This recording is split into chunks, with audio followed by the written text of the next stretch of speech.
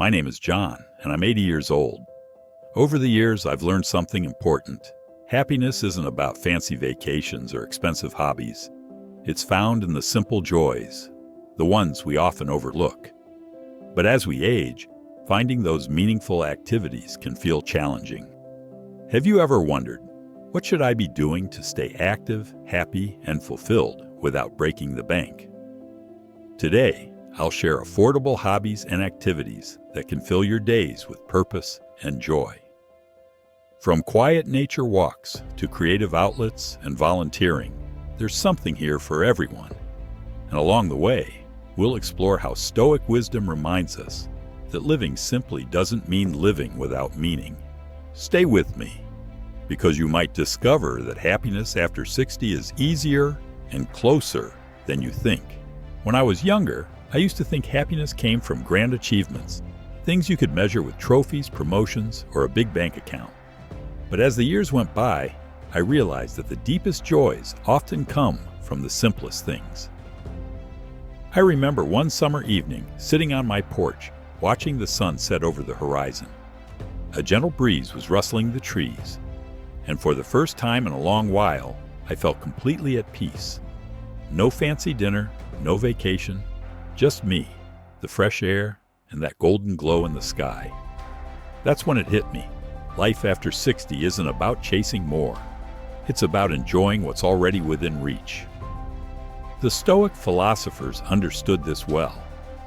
Seneca once said, "True happiness is to enjoy the present without anxious dependence on the future." They believed that a life well lived wasn't defined by possessions or achievements, but by finding meaning in daily moments. So today, I want to share with you affordable hobbies and activities that can make your life richer without draining your wallet. Whether you enjoy being outdoors, creating art, or simply spending time with others, there's something here for you. Because no matter your age, joy is never out of reach. You just have to know where to find it. When I was in my 50s, I thought of walking as something you did to get somewhere, to the store, to the office, or back home. But once I retired, I began to see walking differently. It wasn't just about movement. It became a form of meditation, a chance to connect with nature and clear my mind. One morning, I took a stroll through a nearby park.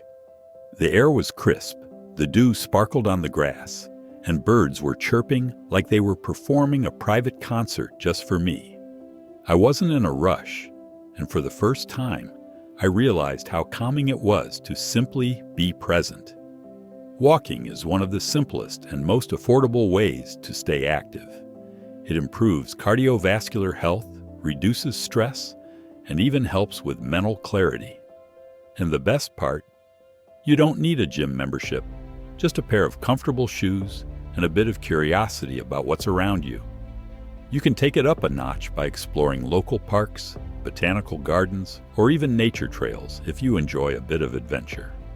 And if you're craving company, consider joining a walking group. Many communities have groups specifically for seniors, and they're a great way to meet new people and stay socially active. The Stoics valued walking, not just for the physical benefits, but for the clarity it brings. Epictetus often encouraged his students to take walks while reflecting on life's challenges. He believed that movement and thought go hand in hand. So the next time you're feeling overwhelmed, try this. Step outside, breathe deeply, and start walking. Let your surroundings quiet your mind.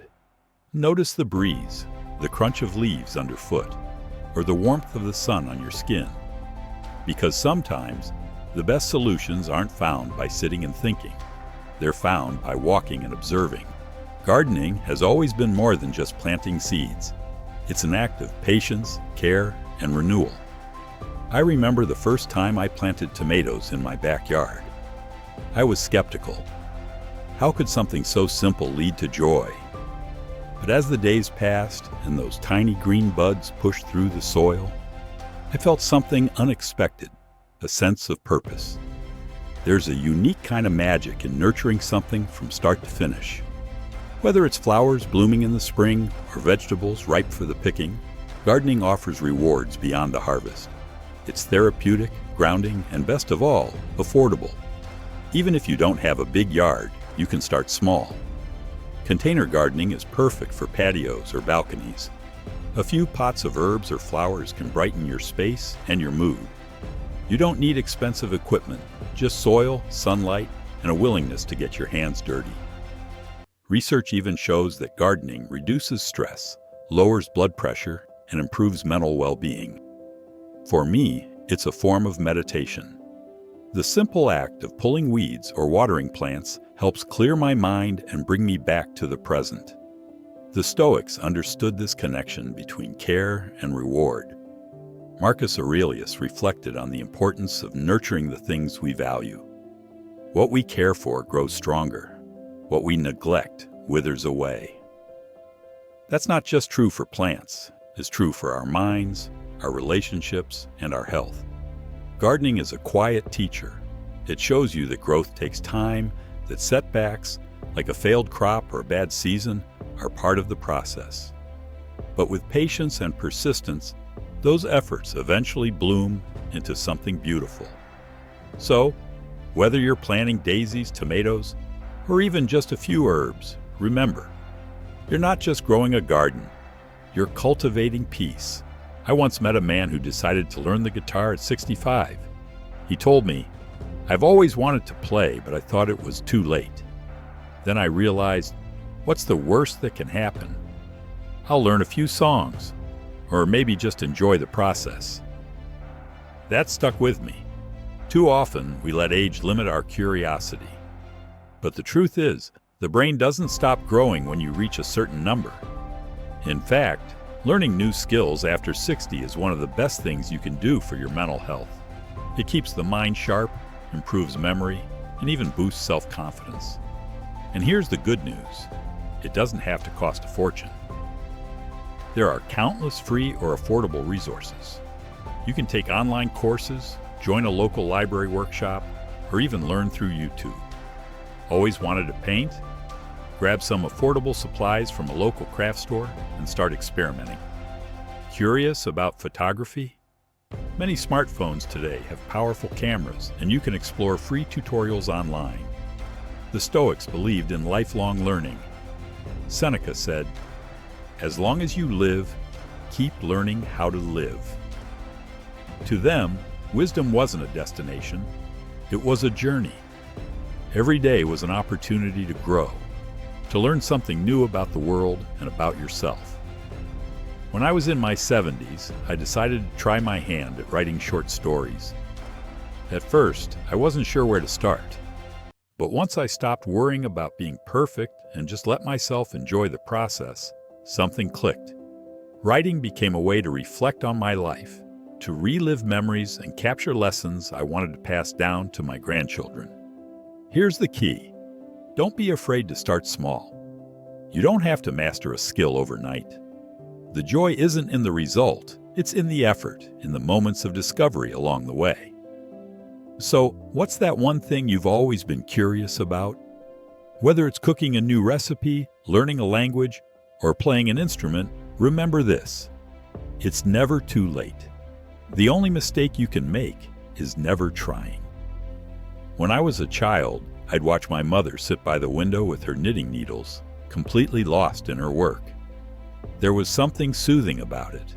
The rhythmic movement of her hands, the way the yarn gradually formed into something tangible. At the time, I didn't understand why she spent hours doing it. But now I do. Creative outlets aren't just hobbies, they're therapy for the soul. Whether you're writing, painting, or crafting, these activities allow you to express emotions, reflect on memories, and create something uniquely your own. And the best part, you don't need to be an expert to enjoy them. Take writing, for example. Start with a journal. Write down your thoughts, memories, or even letters to loved ones. Marcus Aurelius, one of the most respected Stoic philosophers, kept a journal where he reflected on life's challenges and lessons. He didn't write for an audience, he wrote for himself. That's the beauty of journaling. It's a private space to untangle your thoughts and discover what truly matters. Then there's painting. You don't need to buy expensive canvases or brushes. Start with basic supplies, sketch pads, watercolors, or even digital art apps. Let your imagination run free. Painting doesn't have to be perfect to be meaningful. Sometimes it's the act of creating that brings the most joy. Or perhaps you prefer working with your hands, knitting, woodworking, or making crafts. There's something satisfying about creating something from scratch, watching it come together piece by piece. It's a reminder that even in life, progress happens gradually. The Stoics believed in taking time to reflect and create. Epictetus once said, "Know first who you are, and then adorn yourself accordingly." Creative activities allow you to explore who you are, to uncover thoughts and feelings you didn't even know you had. A few years ago, I began writing down stories from my childhood. At first, it felt strange, but as the words flowed, memories I hadn't thought of in decades came rushing back. It was like meeting my younger self all over again. Whatever creative path you choose, remember, it's not about the result, it's about the experience. Don't judge your work. Let it be what it is, a reflection of you in that moment. And who knows, you might just create something worth sharing with the world, or at the very least, something worth cherishing for yourself. Many years ago, I volunteered at a local community center that helped serve meals to those in need. I didn't think much of it at first. I was just there to do my part. But something happened during one of those quiet afternoons that I'll never forget. An older man sitting by himself looked up at me as I handed him a plate and said, "You don't know how much this means to me." There was something about the way he said it. His voice was steady, but his eyes told a different story. In that moment, I realized that sometimes the smallest act of kindness can make the biggest difference. Volunteering isn't just about helping others, it's about filling your own cup. It gives you a sense of purpose, connection, and fulfillment that's hard to find elsewhere. And the best part? There are countless affordable or completely free ways to get involved. Many charities, food banks, animal shelters, and community centers welcome volunteers with open arms. If you enjoy working with kids, consider mentoring or tutoring. If you're passionate about nature, look for local environmental cleanup events. And if you want to make a difference from the comfort of your home, consider virtual volunteer opportunities. Many organizations now offer remote roles like writing letters to the elderly or providing phone companionship. The Stoics deeply believed in service to others. Marcus Aurelius wrote, "What brings no benefit to the hive brings none to the bee." Helping others isn't just an act of generosity, it's an act of wisdom. Because when you lift others, you lift yourself. Here's what I've learned over the years. The more you give, the more you gain.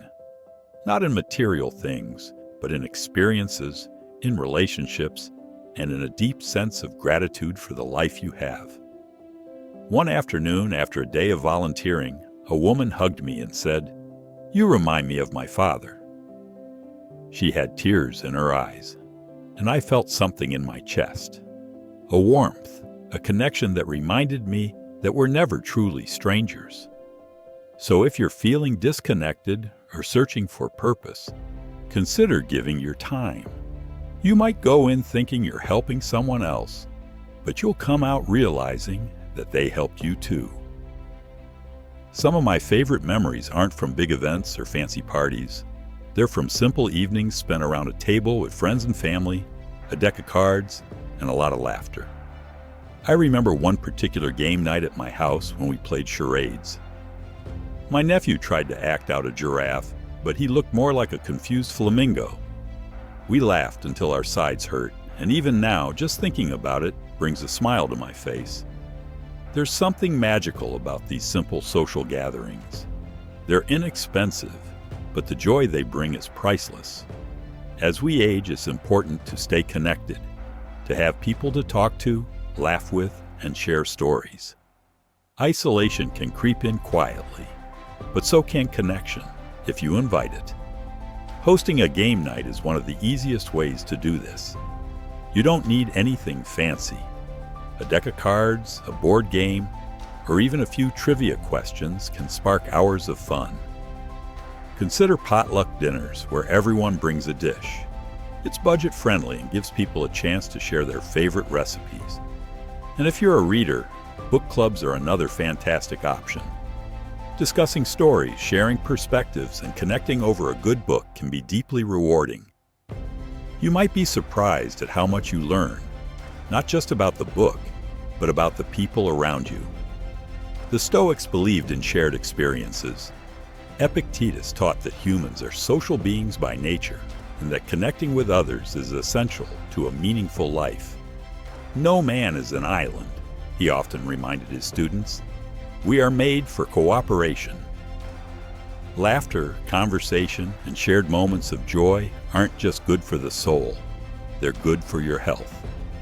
Studies have shown that staying socially active can reduce the risk of depression and even improve cognitive function.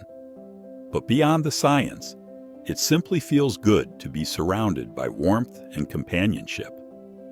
So the next time you're looking for an evening of fun, invite a few friends over, make some tea or coffee, and play a game. Because in the end, it's not the game that matters, it's the people sitting around the table. As I reflect on these activities, I'm reminded of a simple truth. Life after 60 can be one of the most fulfilling chapters if you let it be. The secret isn't in how much money you spend, but in how much meaning you find. From walking through a park to gardening, learning new skills, creating art, volunteering, and sharing moments of laughter, there are countless ways to stay happy, active, and connected without draining your wallet. The Stoics believed that simplicity was the path to contentment. Seneca once said, "The wise man is content with what he has wherever he is." And he was right. When you embrace life's simple pleasures, you discover that happiness isn't something you chase. It's something you cultivate every day. So take a moment to ask yourself, what brings you joy? What small activity can you add to your life today that will leave you feeling fulfilled tomorrow? The answer may be simpler than you think. I'd love to hear from you. What's an affordable hobby or activity that brings you joy? Share your thoughts in the comments below. If this video inspired you, consider sharing it with a friend who might be looking for new ways to stay happy and active. And don't forget to subscribe to my channel, John the Stoic, for more wisdom, practical tips, and reflections on living a meaningful life. Together, let's keep learning, growing, and finding happiness in the simple things